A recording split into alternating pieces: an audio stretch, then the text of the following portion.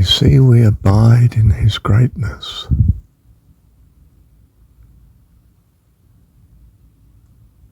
What could be more wonderful than that? Whether it's to think on him or to be carried along by him, not realizing we're his presence, but that it is. That's what matters, isn't it? That it is, that he's loving and caring for us all. What matters is that he's this wonderful person. As John 17 has it, our Dad. As the Lord's Prayer has it, isn't it? Our Father in the heavens, hallowed be thy name.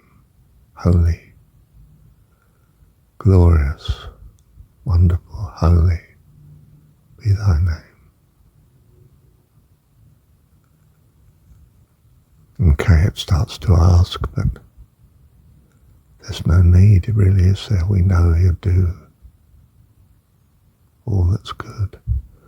But we do ask in the prayer, and somehow perhaps that makes us all the more a part of it. Thy kingdom come. It's a request, or is it a statement of fact? Thy kingdom does come. That's the truth that we hold to. All our hope, all our joy, that his kingdom does come. I mean, you think of the words of Jesus, the kingdom of heaven's within you. It doesn't come with observation, it's within you. You and me, us, all of us. Well, I take that to be it. After all, he's talking to Pharisees. They're not particularly following him. He still says the kingdom of heaven's within you. Oh, I've not thought of that before. Do you see how just lingering with God in thought and meditation, you start to hear his words talking to you, giving you exactly the food, spiritually speaking, words that you need. Like, ascribe greatness to the Lord our God. Why were those words on my mind? Because we don't think ourselves. We can have it and do that God thinks in us by his grace and goodness. Our minds are in his, are part of his. That's how I like to see it. How lovely. Where was I? Hang on a minute.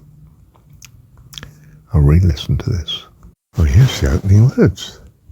You see, we abide in his greatness. Our thoughts are embedded in his, or rather his thoughts embedded in ours. It's mind stuff. It's all mind stuff, this whole creation. It's as according to what he thinks. And his ways are perfect.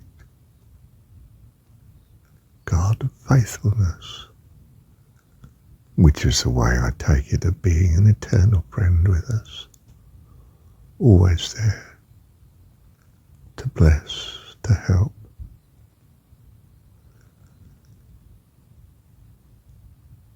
Lovely God, simply lovely God, our dearest friend, our Dad, as Jesus has it.